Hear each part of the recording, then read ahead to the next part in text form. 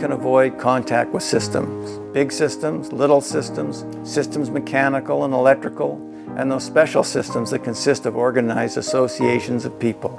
As a parent, the systems that you're connected to and interact with are generally known as human service systems.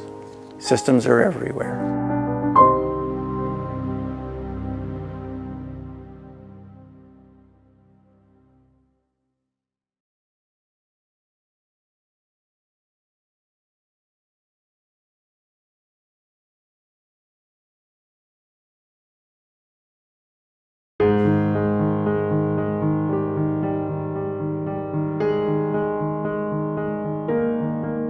Advocacy and systems without taking into consideration where the base of power is and whether people are speaking to power or not speaking to power. So a parent movement that's committed to advocacy needs to be inside there a good deal of the time. There needs to be a movement where people are meeting not only with individuals and problems, but people are talking to ministers, to their MLAs, and that's where real change is going to happen. Over my left shoulder is the legislative building. One of my favorite memories of parents and power was years ago. I was able to come with a group of parents, and they were going to meet with the Minister of Family Services. There must have been 20 parents. There were at least 7 people that needed wheelchairs, and the minister was expecting maybe 5 people. So the first half an hour was spent with assistants scurrying around, finding chairs, moving tables, until everybody was jammed in there. And then parents, one by one, started to tell their stories. They had scheduled 40 minutes for the meeting. We were there 3 hours later. And the stories were powerful, and the minister listened, because people said, this is what our lives are like.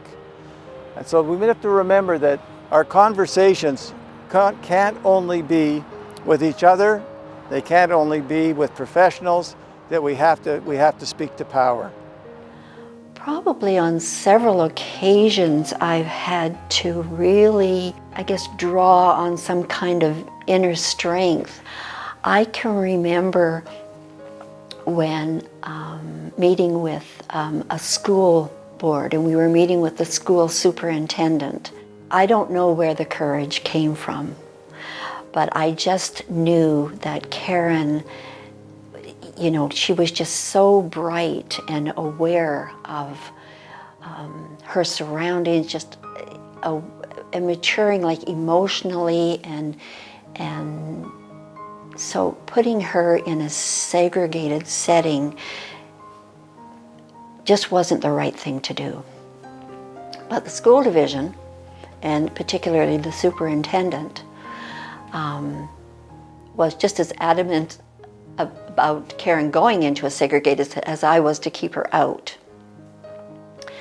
And so I went to a school meeting, and I was by myself, and there were maybe 10 people from the school division sitting at a table, right? And that's very, very intimidating, very intimidating. But I did.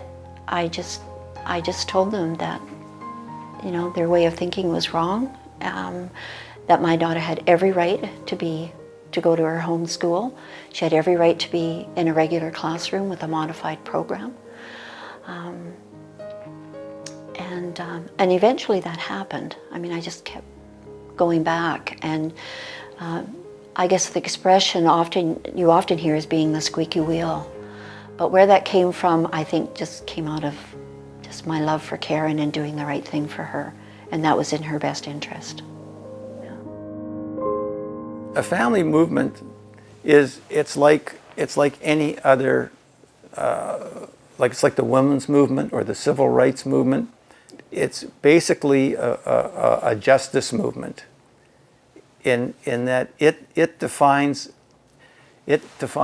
parents' families' problems as not merely a lack of service, but an unjust system where there's still the prejudice that people feel about people with disabilities is still being expressed in many ways through the system. And I would say a concrete example of that would be people who support people's children are underpaid. Agencies who support people are not provided monies for training and education of the people that are going to support people. So these things, they aren't problems, they're basically injustices. It's not just that people are not paid a living wage, and it's not just that the people who support somebody do not have the training and education, the appropriate training and education to do that. And I'll just give you one example. And I was with this family, and their son had very, very serious mobility issues. He had very serious communication needs that were complex. And the people supporting the man, they had no training and education at all related to how alternate, augmented communication methods, any way to communicate with him. And oftentimes they had women working with him who could not lift him, couldn't help him around the house. And these you can say these things are problems, but they're also it's not fair, it's not just. So the family movement I see as part of the long history of social movements for progress and fairness in our society. So there's lots of things parents have to learn.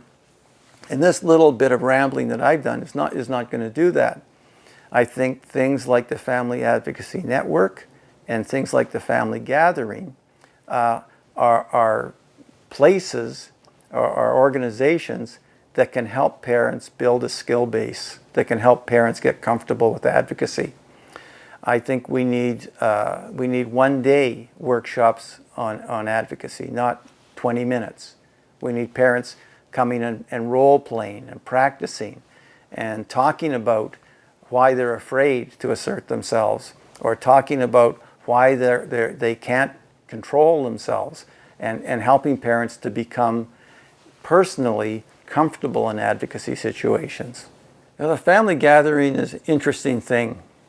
It came out of a recognition by people like Laura that parents weren't talking to each other in Manitoba.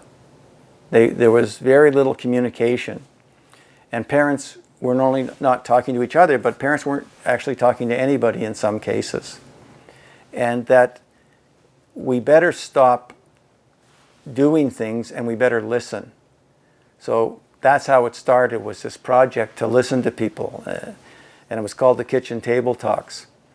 And out of that, when it was over and people had gone around, Laura was very involved in that, going around the province, talking to parents, we said we have to create a space where parents can come and talk to each other, where they can set the agenda, where they can say what they want the content to be, and not only that, where the lived experience of families will be the main focus.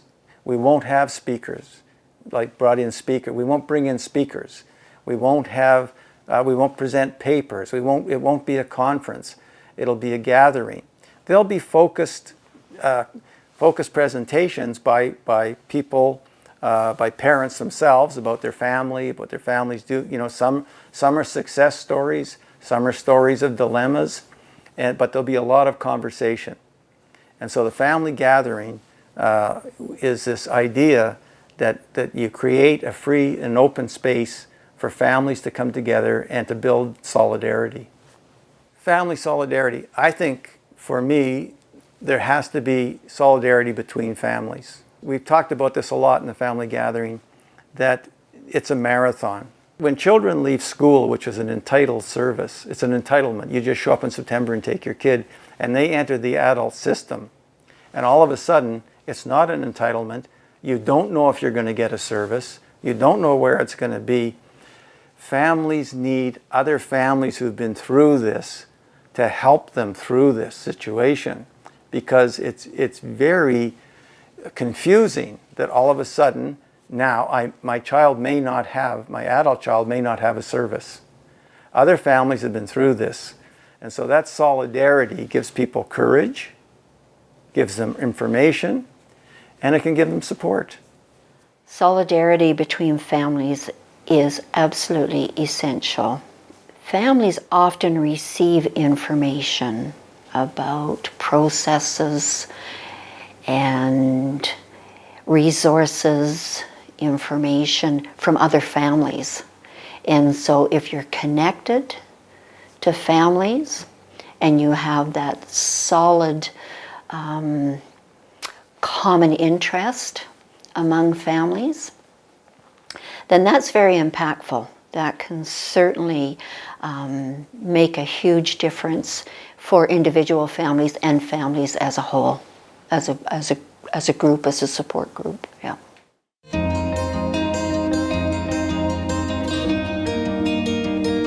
So FAN is a relatively new organization. We've presented this to the government as we are a group representing families. We can be your one-stop shop for providing the family perspective. And I think that the government has found this kind of an efficient or effective way to get a feeling of what families are feeling. We're currently meeting regularly with a couple different levels at the Department of Families. We've just initiated contact with the Department of Education, and they have agreed to start meeting with us regularly as well. And we've actually seen some changes at the Department of Families. So when you start to see the effort you're putting in and the time you're taking to prepare for meetings and go, it's really rewarding. FAN has a website. It is fanmb.ca. So you can go there and check that out. It's a pretty simple website, but it does have our contact information. Our email is families.caregivers@gmail.com. And you can send us an email and ask to be added to the mailing list. We send out regular updates from FAN on what we've been up to. We also pass on any important information that we receive from the government or other advocacy organizations. FAN also has a closed Facebook page. Only parents and caregivers are able to join that Facebook page, so it's a safe space to ask questions or share opinions. We get a lot of comments back when people ask questions. There's someone out there that's been through what you're going through, and they're happy to help. When I think of what FAN is doing in trying to represent all families in Manitoba, I think that we are able to change the system. I think when we advocate individually, we might be able to get the system to do what's best for our child or loved one, but we're just getting an exception to the system. And when we can speak with a united voice and we can make those changes to the system, it'll mean that a family in the future doesn't have to advocate for that exception because the system will already be designed to support them. Sometimes I think it's living rurally, but I've talked to other people that live in major centers, and when you have a child with special needs, sometimes you're so busy trying to figure out what he needs and support him and making a life for him that you don't meet a lot of other families. And we certainly didn't know any families that were similar to ours, and that can be very isolating. There's no playbook for raising a child with special needs. Not a lot of people have the experience to help you. So when I was invited to join FAN and got to know some people, it really changed our lives. Like you had someone to run ideas by, someone that understood what it was like to just have a really bad day for, maybe no apparent reason. Just people who have been there before, and they can say, well, we tried this, and this worked for us, this didn't. Also, it's a great group of people, and if you say, I'm going to a meeting and I'm really nervous, they'll say, I'll come sit beside you. And that makes a world of difference. Lots of parents don't need anybody else to help them, but there are times you need somebody who knows something about certain systems that can be very, very helpful. They shouldn't take over, They shouldn't do anything but give you the information you need to go forward. It saves you a lot of time, and you also learn in the process. So I think finding support with, if someone who has knowledge of complex systems, don't be afraid to ask for help.